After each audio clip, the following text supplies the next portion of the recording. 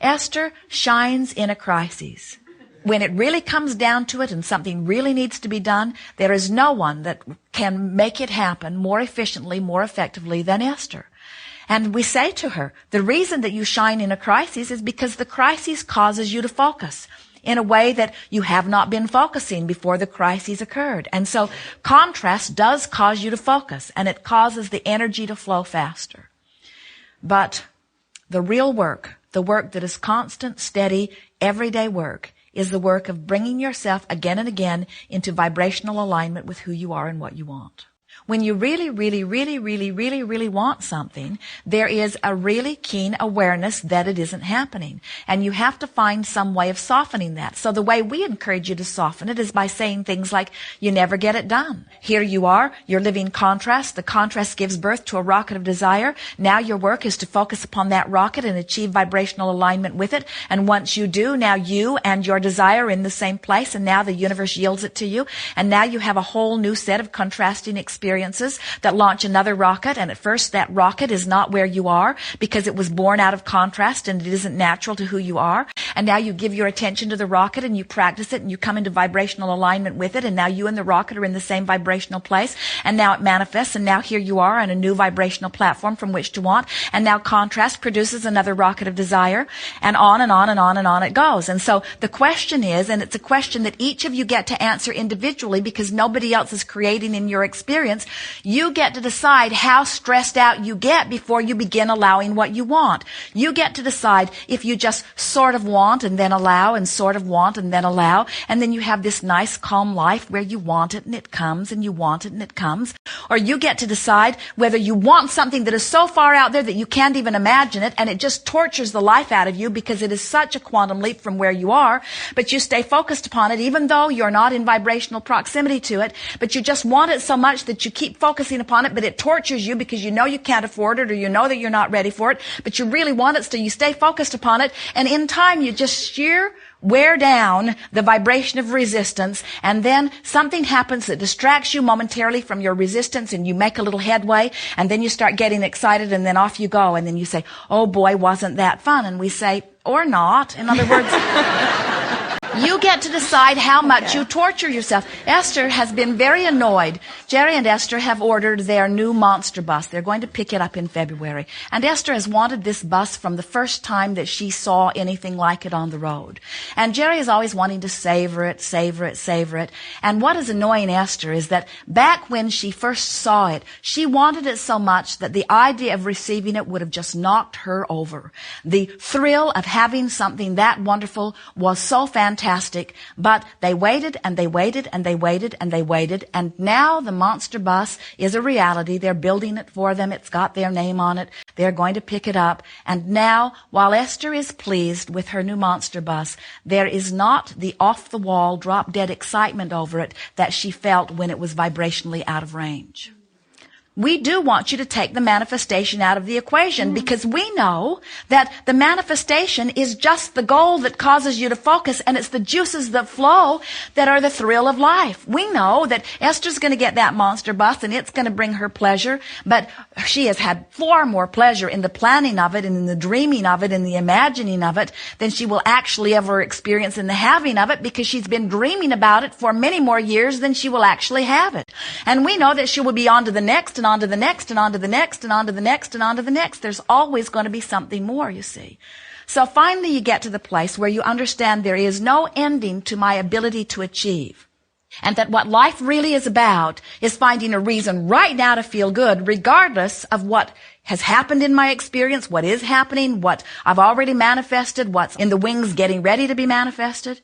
In other words, there's no question about your worthiness or no question about your ability to create, but there is a question about whether you have achieved habits that help you to stay happy no matter what.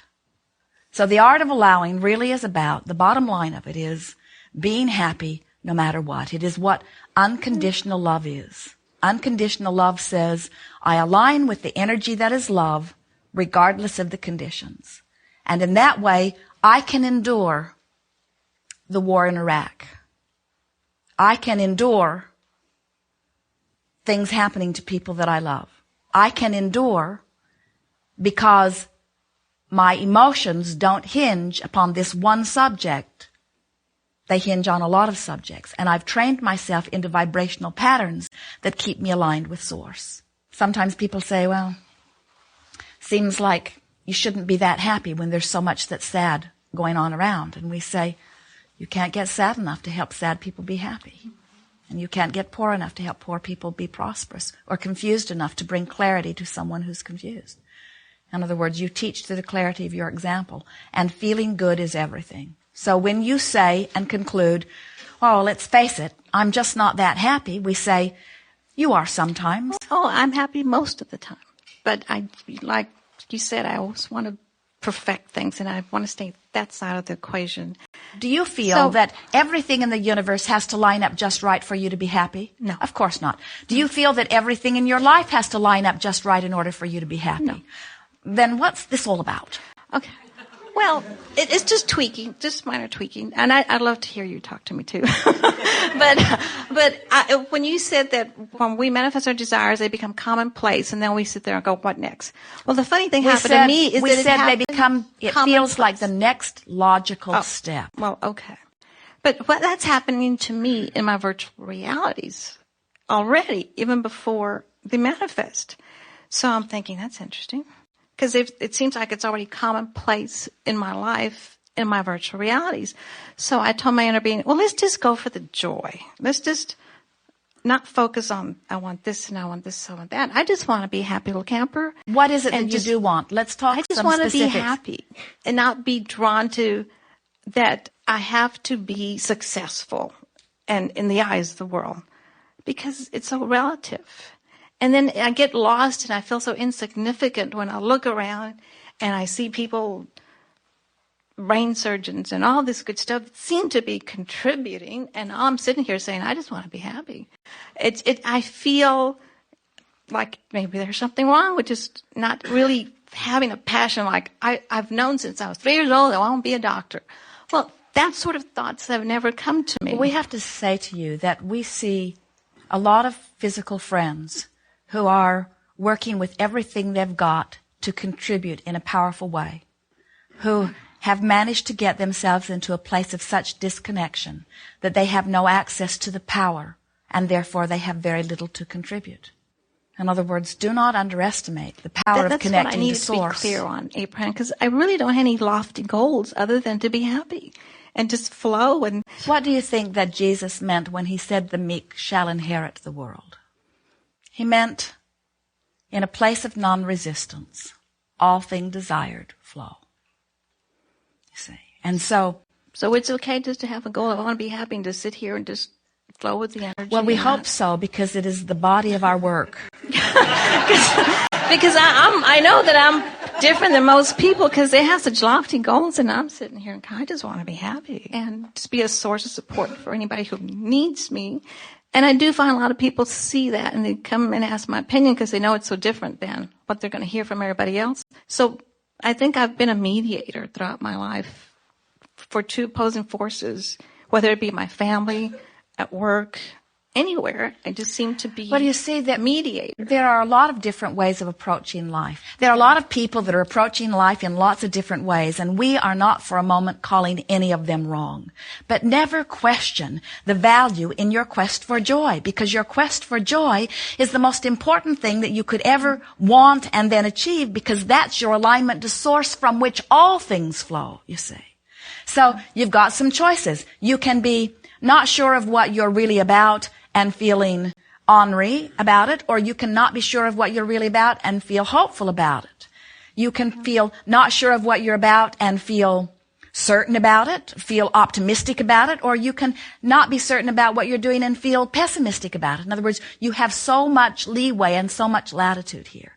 And as you leave this gathering today and you decide, I am the creator of my own experience, and I create by molding energy, and my awareness of the energy that I'm molding is by the emotion that I'm feeling, and it is my dominant intent to feel good. No matter where I go, no matter what I'm doing, no matter who I'm doing it with, my now, which is the juncture where me meets me, is all about how good can I feel now, how good can I feel now, how good can I feel now. Because life is right now. It's not going to be when Esther gets the monster bus. And it's not going to be when you figure out how you're going to get more money. And it's not going to be when you get your relationship squared away with your mate. In other words, it's not going to be then. Life is right now. It's right now.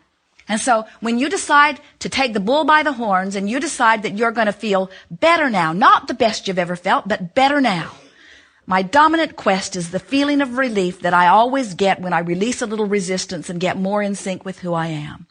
And as you play this game more and more, the material things matter less and less.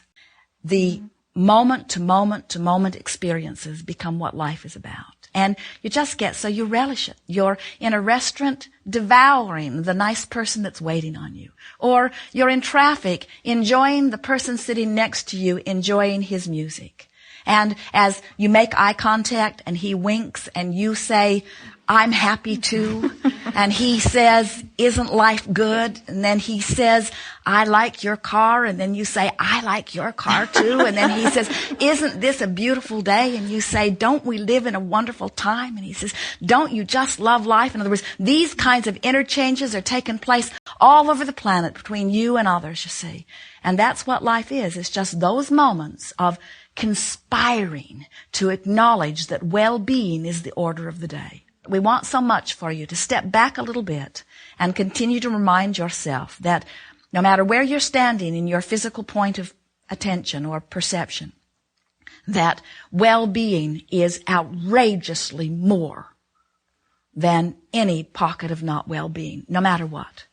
Your planet, in your technological age, have people that scour the planet looking for things that are wrong, and they bring them to you in such disproportion to the well-being that abounds.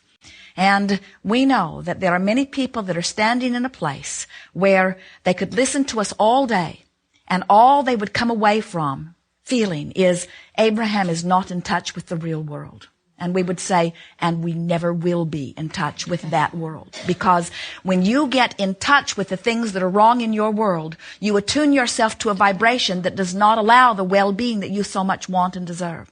So now you're at the point where you can't have it both ways. You can't have your foot in both worlds anymore. You know too much. You cannot commiserate with people that are worrying about this and that without bringing yourself to a torturous awareness that in this moment you are depriving yourself of energy that you now know is available to you. You can't go back. You can't touch the sweetness of connection to source energy and ever again be happy in any vibration that is less than that, you see.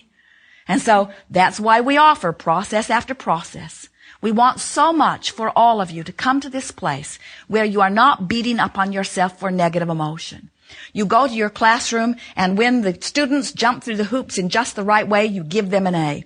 And if they don't do so well, you give them a B and then a C. And if they really don't do well, you give them a D or an E. Is anyone giving Fs these days? In other words, here is this spectrum of grades. And then you sort of equate that same sort of thing. You say, well, I'm joyful, so I get an A. And we say, yes, you do. And then someone else says, well, that must mean that since I'm fearful or angry, that I must get a D or an E. And we say, no, you get an A too. In other words, awareness of the way you feel is powerful and valuable in this class of deliberate creation. And then we say, someone who moves from overwhelmment into hopefulness, we give them 100%. Someone who moves from despair into anger, we give them 100% on the test. In other words, we want you to let your relationship with you be the only thing that matters. It doesn't matter what anybody else is doing or how anybody else is feeling, because they have a whole other set of criteria that you don't have access to. What everybody is feeling, no exception, is the barometer between their vibration of desire and their current state of vibrational attraction. That's what everybody is feeling, you see. And you just cannot compare what anybody else is living to what you're living. But you can say, I was bummed out this morning and I cheered myself up. You can say, I was feeling very irritated and now I feel better. You can say, when I think about this, it makes me feel angry, but I've got myself to the point now that when I think about it, I just feel frustration. In other words, you can control your vibrational offering, which means you can control the way you feel. You've got to leave everybody else out of the equation. You have to come to the point that you don't give a rip what anybody else thinks about where you stand.